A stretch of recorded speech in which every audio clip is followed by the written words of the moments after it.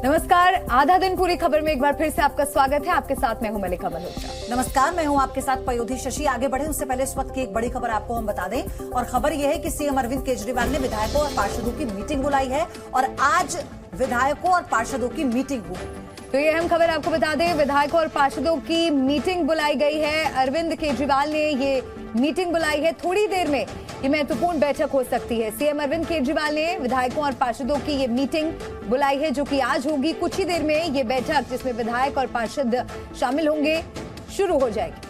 तो आपको बता दें कि सत्येंद्र जैन और मनीष सिसोदिया के जेल जाने के बाद से उनका जो प्रभार था वो शिफ्ट कर दिया गया। उनके जो मंत्रालय थे वो शिफ्ट कर दिए गए, लेकिन इसमें कई और नाम हैं जो इस वक्त आगे चल रहे हैं। और ये बैठक ऐसे दौर में हो रही है जिस वक्त इसके मायने बहुत खास है। बलराम पांडे ज्यादा जानकारी देंगे, हमारे सहयोगी। बलराम, इस वक्त ये बैठक बहुत इंपॉर्टेंट है, इसको लेकर जो डिटेल है साझा कीजिए।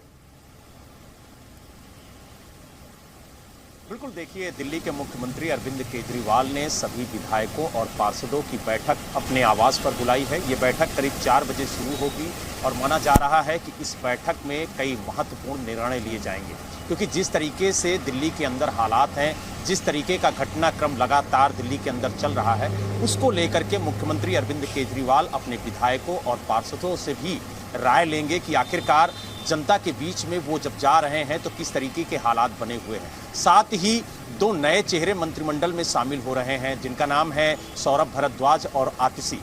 इन दोनों चेहरों पर भी विधायकों से, पार्षदों से रायशुमारी की जाएगी और उनसे भी इनपुट लिया जाएगा कि आखिरकार इन्हें मंत्रिमंडल में शामिल करने की जो सिफारिश है एलजी के पास भेज दी गई है, किस तरीके से काम करना है, किस तरीके से आगे सरकार काम करेगी और किस तरीके से सरकार अपनी बातों को जनता तक पहुंचाएगी, इसकी जिम्मेदारी इन विधायकों और पार्षदों को दी जाएगी, ताकि जो आरोप विपक्ष के द्वारा लगाए जा रहे हैं उन आरोपों का बलराम, एक और बड़ा अपडेट आ रहा है, आप बने रहिए हमारे साथ, इस पर भी जानकारी आपसे लेंगे। दिल्ली सरकार पर सूत्रों से बड़ी खबर मिल रही है, आतिशी और सौरभ भारद्वाज को मंत्री पद दिया जा सकता है, मंत्री बनाया जा सकता है। आतिशी, सौरभ भारद्वाज का मंत्री बनना संभव है। बलराम, इस पर कोई जानकारी?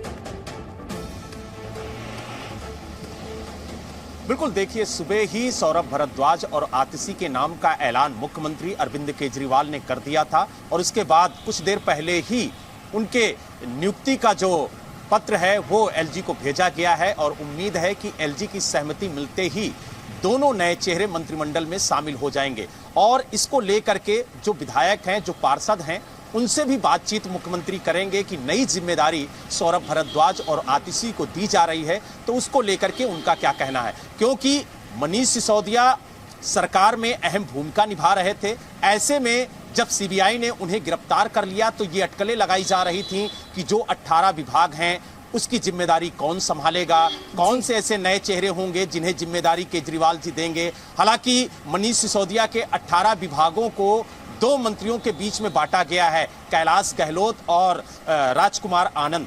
लेकिन जिस तरीके से सौरभ भारद्वाज और आतिशी का नाम सामने आया है कि उनका मंत्री बनना तय है, क्योंकि उनकी सिफारिश मुख्यमंत्री अरविंद केजरीवाल ने एलजी से कर दी है और जैसे सहमति मिलेगी। एक और अपडेट दे दे दर्शकों को, फिर आपके पास आते हैं। शराब घोटाले में मनीष सिसोदिया की गिरफ्तारी के बाद 4 मार्च तक सीबीआई रिमांड में है और इस पर चार्जशीट में क्या कुछ लिखा है वो आपको हम बताते हैं। ये बड़ी अपडेट है। आपको यानी आम आदमी पार्टी को मिलने थे 200 करोड़ रुपए, जो चार्जशीट में है वो आप समझिए। पहले एडवांस में मिले 100 करोड़ रुपए।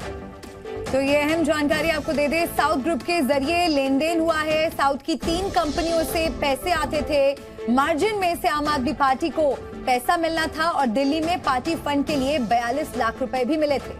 पंजाब के व्यापारियों पर था 6% देने का दबाव। तो ये सारी जानकारी बहुत महत्वपूर्ण है जो सिलसिलेवार तरीके से आपको हम बता रहे हैं। तो शराब घोटाले में मनीष सिसोदिया की गिरफ्तारी होने के बाद अब आप ये जानिए कि घोटाले में जो चार्जशीट है उसमें क्या है। शराब घोटाले में आपको मिलने थे 200 करोड़ रुपए। एक बार फिर से आप डिटेल में जान लीजिए। तो शराब घोटाले में मनीष सिसोदिया के गिरफ्तार होने के बाद 4 मार्च तक सीबीआई रिमांड में है और इस पर चार्जशीट में क्या कुछ लिखा है वो आपको हम दिखा रहे हैं। साउथ ग्रुप के जरिए लेन देन हुआ है, ये तमाम अहम बातें हैं जो चार्जशीट में लिखी गई हैं। साउथ की 3 कंपनियों से पैसे आते थे, ये बात भी इस चार्जशीट में है। इसके अलावा मार्जिन जो बनता था उसमें से आम आदमी पार्टी को पैसा मिला करता था।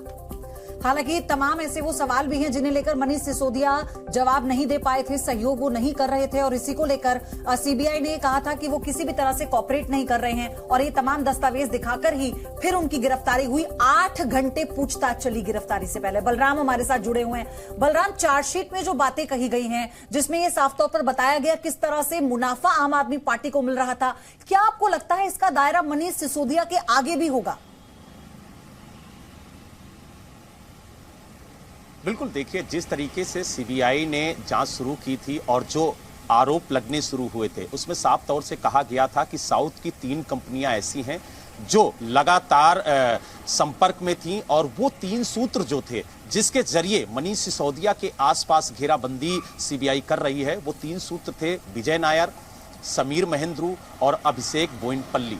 इनके जरिए डील होती थी और कहा यह भी गया है कि 100 करोड़ की पेशकश पहले की गई थी और बाकी डील के बाद पैसा आना था और कहीं ना कहीं दिल्ली सरकार के जरिए आम आदमी पार्टी को चुनाव में फायदा पहुंचाने के लिए ये पैसे की डील हुई थी। हालांकि इन आरोपों में कितनी सच्चाई है वो तो इन्वेस्टिगेशन के बाद ही पता चलेगा, लेकिन इन्हीं आरोपों के जरिए मनीष सिसोदिया पर सीबीआई शिकंजा कसते हुए नजर आ रही है। और आपको बता दें, जो गिरफ्तारी सीबीआई ने की थी उनसे ईडी ने भी पूछताछ की थी। आपके जरिए बलराम और जानकारी हम लेते रहेंगे। धन्यवाद आपका सारी डिटेल्स के लिए।